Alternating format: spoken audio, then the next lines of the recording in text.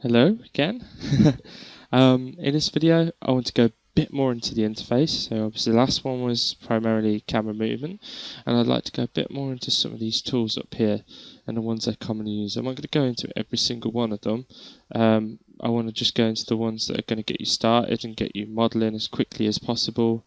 And to tell you the truth, I don't really use all of them. So, you're probably never going to use all of them. It's said that, even professionals only ever use 80% of the program, or only ever know 80% of the program. I think I kind of agree with that. I don't think you can ever know every single tool in the program. It takes some doing. I'm always learning something new about this, and I've been using this 9 years now, so it's always showing me something different. Anyway, we'll start, I suppose, with going over the basic names of the windows. Now, before we were looking at this is called the viewport. That's its proper name, is the viewport. We also have the toolbar up here. No special name for that, just toolbar. These are the graphite tools. They're going to come in use much later on. This is something I'm going to introduce to you probably more halfway through your first year, not straight away, maybe even the start of your second year, unless you go into it beforehand. But definitely something that I'll bring in later on, very, very useful. Over here we have the command panel, and this is where there's an awful lot of stuff, all the tools that we're going to use within Max. There's also a toolbar up here as well, which has a lot of useful stuff. But primarily, the main ones that we're going to need either in here or in here. And by in here, I mean if I click on the little sunlight icon for create, you could see this for a start.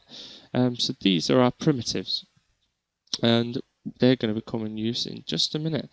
Just to skim over some of the other stuff, we also have timeline bar. This is for animation. I don't know if you want to have a look at my animation tutorials that I've done, then this will introduce you to that. I don't know why I'm moving my hands. You can't see that. That's stupid. Anyway, so this will introduce you to the timeline. But obviously, if you're watching this, you're a little bit of a way off that, but you'll catch up in no time. So all of this down here is animation based, except for down here, which is our camera tools, as you remember before. But obviously, I've told you ways of doing that without touching them, so it's all good. Okay, so first things first. Just in the create bar here, I'm just going to create a box, a very, very straightforward box. By the way, everyone wonders this the first time they come onto 3D Studio Max and they look in the primitives and they see teapot. Teapot. Now, I'm sure someone out there is going to enlighten me on why a teapot. The only thing I can think of, and I haven't read up on this, I'm just speculating. So if anyone does know why, and anyone can be bothered to Google it, put it in the comment, because I'm curious. But I'm presuming that it was one of the first models that they created in Max, and they rendered, hence why there's teapots everywhere. But yeah, very literally, it is a teapot. Excitement over. That's all there is to it. It's a teapot. So I'm going to delete that, right, by pressing the delete key, because I know there is the urge. Everyone will do it. If you want to delete your model, just press the delete key. Alright. But I'm going to create a box, a nice boring box. I like boring boxes. And you can see there's a creation method here, cube or box. Now there's differences between this, okay? If it's a box, if you left click in the scene, and you don't have to specifically do it in the center here. It's just force of habit with me. But if you left click that out and drag the mouse upwards, still holding left click down, I'd like to point out. Let go of left click and then move your mouse upwards. That creates height. Okay, left click again to confirm. Now move that down. There we go. That is a box. But the key point here is that it can be any shape. Okay, So you're not limited to a perfect square like a cube. It can be rectangular, for example. Okay, so if I select these, I'm going to go back. Okay, and I'll delete these, select all of them, and press the delete key on my keyboard. Boom, gone. Okay, back in box. Right, cube. The cube tool, see, creates a perfect cube. Okay, so I actually do find myself using the cube tool more and then just manipulating it afterwards rather than using the box. Mostly because the pivot point is centralized, then it just saves me a little tiny bit of effort.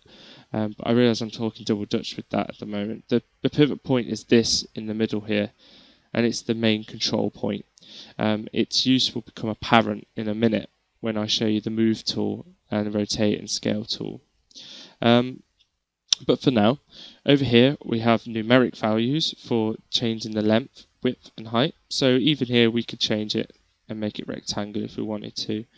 You know, there we go, and change the height. See? And also we have segments as well. Now this is really important. I cannot stress this enough how important this is. If you were doing modelling, especially if it's low poly modelling, in fact it doesn't really matter if you're doing high poly modelling or low poly modelling. Even for next gen titles, you can't start a model off with tons of detail to start with. You have to build it up over time. It's like, I think the best way of sort of demonstrating it is, or thinking of it, as if you've ever worked with clay. And if you haven't, then you probably should, because it really teaches you a lot of harsh lessons. It's like if you're a concept artist, you should really work with proper paints instead of just going for digital, because you don't learn how to make mistakes. You don't learn the processes properly. With 3D, in both a traditional sense and in a digital sense, you have to build up the model slowly. So you start off with a very basic shape. Like if it was clay, you wanted to create a head, you'd start off with a sphere and you'd sculpt it out on that. You just manipulate it, pull it, and shape it into what you wanted it to be. But you wouldn't definitely start off with something that was, looked at like a head straight away. That wouldn't be, be a lot more hard work to get what you were trying to achieve. So, yeah, I mean, it's it makes it more difficult. I get a lot of people who just put tons and tons of cuts in to start with like that. The amount of students I see every year that do this, like that, and you're just thinking, what can you make out of that? Where do you start? It's just madness. So, keep it sensible. It's a little tip here. You want to bring this down back to, let's say, 0, for example. Right click between the arrows, dunk, or 1, okay, like that. That brings it back to 1 instead of you having to type it in or whatnot. But yeah, I mean, I find the most sensible ones generally to start with is either 3 by 3 by 3. I think that's kind of sensible, or a push 4 by 4 by 4. But really, I don't try to go much above 3 by 3 by 3 or 2 by 2 by 2, or even starting on 1 by 1 by 1. But I think most commonly I start with a 3 by 3 by 3, unless I'm making something that's very bland, like a box or something. Then it's 1 by 1. Anywho, enough of that wittering. You get the point. I've lectured enough on that. So that's a basic box created. Obviously there's cones and there's spheres and there's geospheres. I'm going to let you explore this more, but you have to understand the principle that if you left click, it creates it. If you left click again, then it does something else. But I think this is something that you need to have a go at to really get to grips with. It's alright me telling you, but meh. One thing though with cylinders, just like I gave you the tip there, keep it simple. Obviously in models you have to kind of be careful of cylinders, because there's something called a tri-count, and this is something I'm going to talk or kind of introduce slowly across the next few weeks, and it's a method of controlling how many or how detailed your mesh is, because a computer can only handle so many on screen at once. Even the best consoles have limits, even though they're quite high limits these days. I think the highest one is around about 150 million tries on screen at once. But a computer has a lot to do, a console has a lot to do, so it can't always render that. So, believe me, that try count when you start duplicating things goes up quickly, and cylinders are the worst culprit for bumping up try counts, and you can quite easily see how that could happen. So, be very careful, keep things simple, and there's a set rule. I don't know if it's a set rule that I've just made up, but I kind of like to keep to it. In games, I kind of jump up in cylinders, depending on obviously what I'm building in terms of size. So if it's quite a small pipe, I can get away with 6. If it's a medium-sized pipe, I can get away with 8. If it's a larger pipe, then it's 12. If it's something that's really, really big and it stands out, then I tend to push it just that bit more to 18. But that is really high. I very rarely hit that. Most of the time I'm going to 12. I tend not to go much higher than that. But I will give you tips on, low. I'll give you tips on modeling in low poly in another video. I figured it was just worth dropping that in at this point. Anyway, I am wittering again, I understand that. Just to go over some of these up here, okay, we have the select and link tool, the unlink tool, the bind to space warp. Yeah, there's these tools you're going to use more when you're doing animation based stuff. It's not really important right now. I'm not going to go into it. I was more just stating their name. Select object does exactly as it says. It just allows you to select an object. That is Q on the keyboard as a shortcut. Okay. We also have select by name, which is useful. If you press that, it comes up with a list of things to see. If you appropriately name your model, so for example right here, I can tell it's a box obviously, but if I called him, I don't know, Bob, okay, and then called this one Harry and Pete. Stupid that was. I could have come up with much better names. Not saying it, there's people listening who are called Bob, Harry and Pete. I apologise. If we go into that list, obviously it's a lot more apparent what they are. So if you've got quite a big scene, then you can keep track of your models. Select very quickly. Things can get messy sometimes. So this just helps you keep track of things. Alright.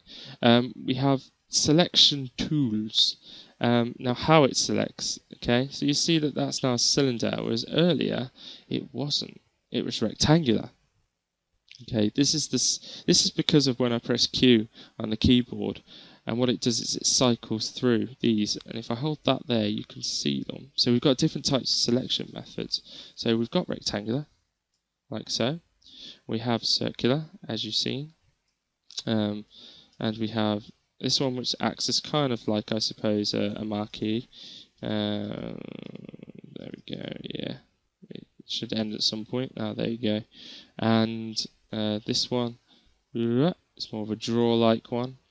And spray paint, which is kind of cool. I don't really use it.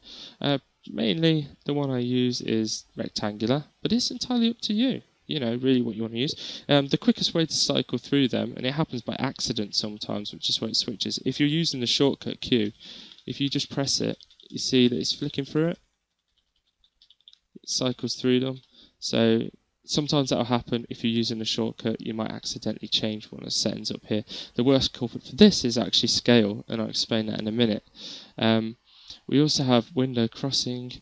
I just very rarely use this. It just means that it's to do with this. Really not worth going into.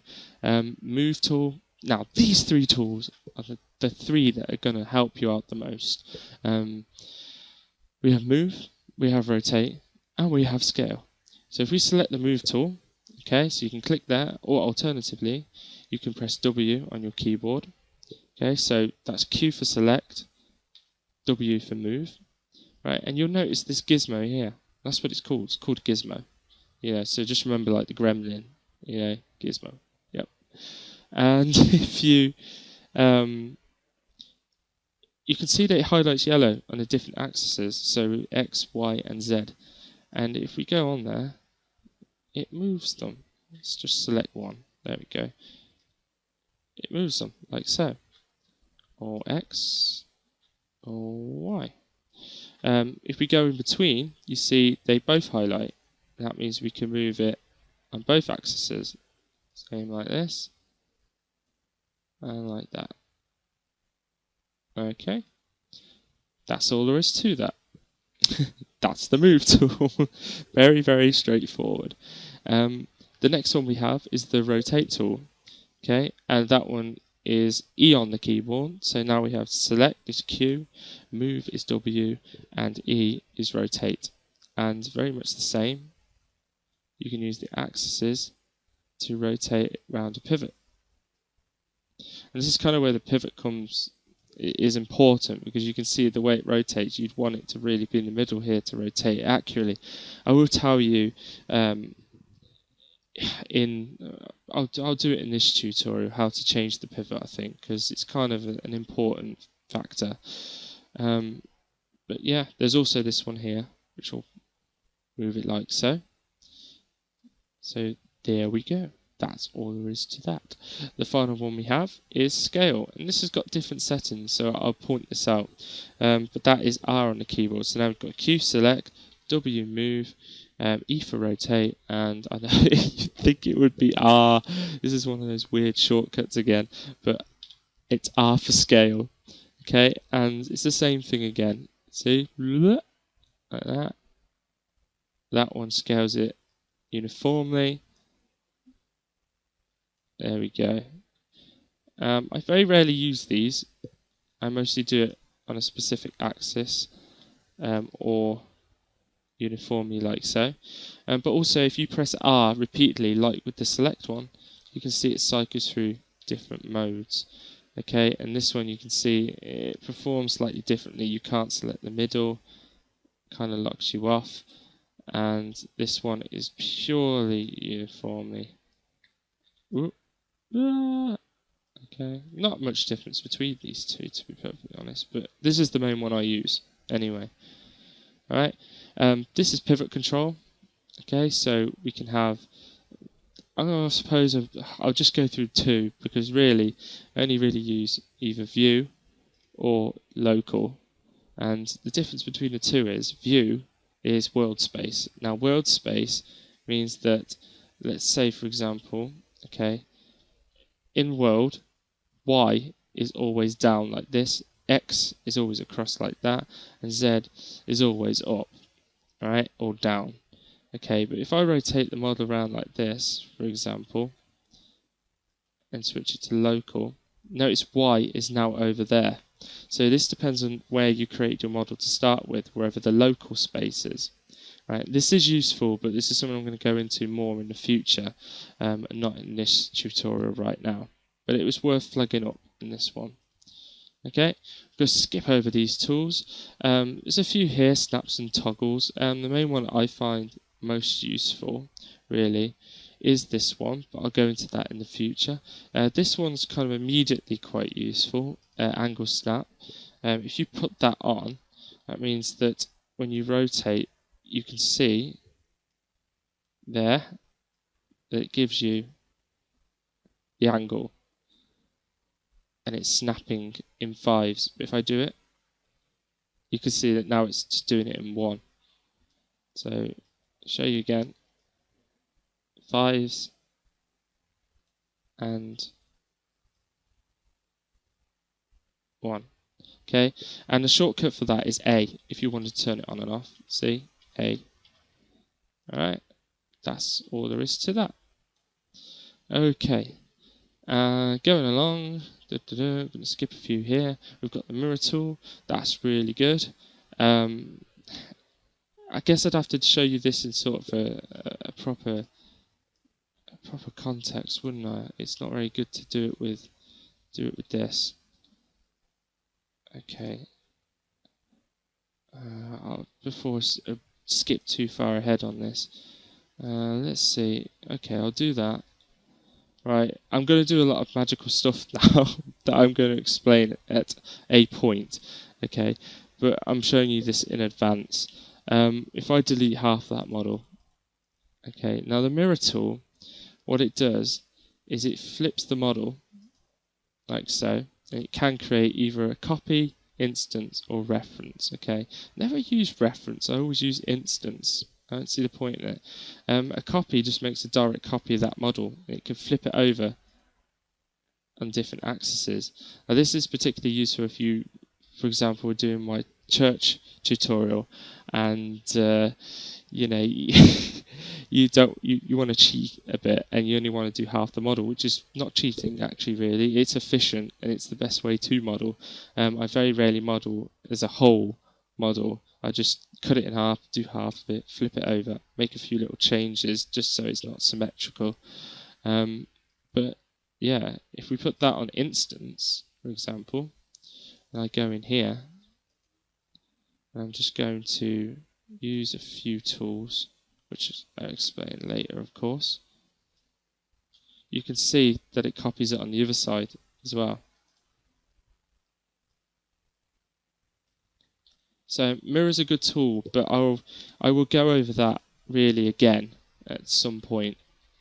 Not right now. Align, aligns to the world, very good. Obviously no object selected, but you know, I've got to admit, I don't really use it.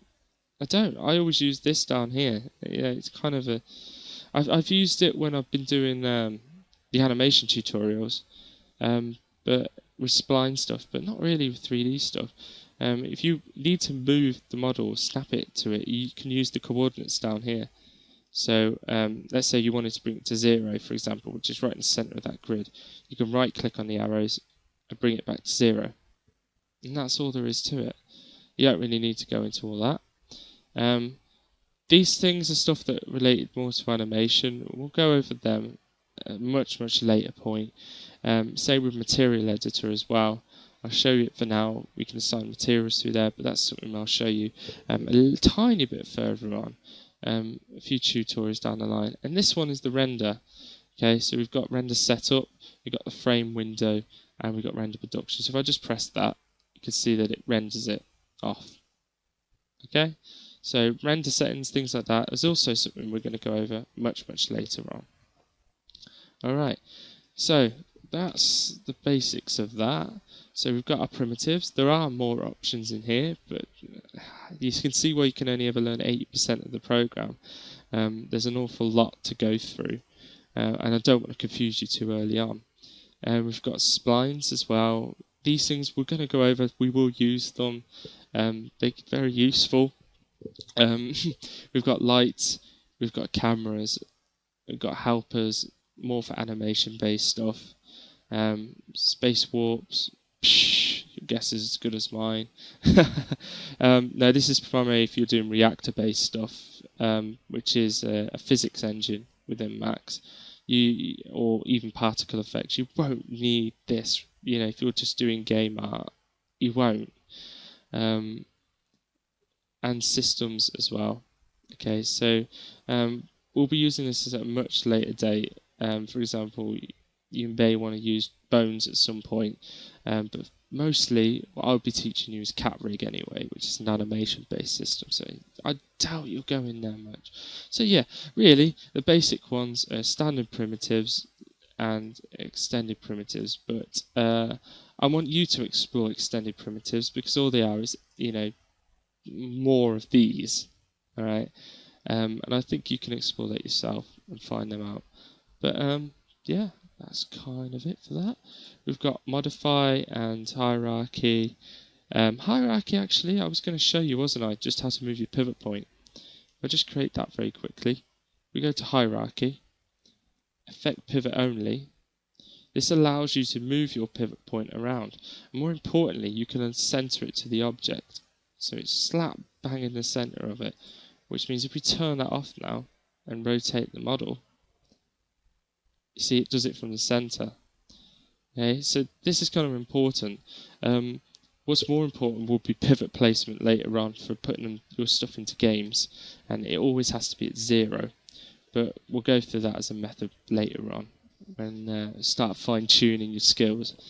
Okay. Apart from that, you won't really need to go into motion at this point. Display sometimes you might have to use, like for edges only. So that shows you the edges. I'll better explain at another point. Show frozen in grey as well. It's another thing that I'll show you at a much later point. But, really, that's all there is to it for the start off. I'll go over, getting into the tools and editing and manipulating this in the next tutorial. Okay, so thanks again for listening. Sorry if I whittled on a little bit. There we go.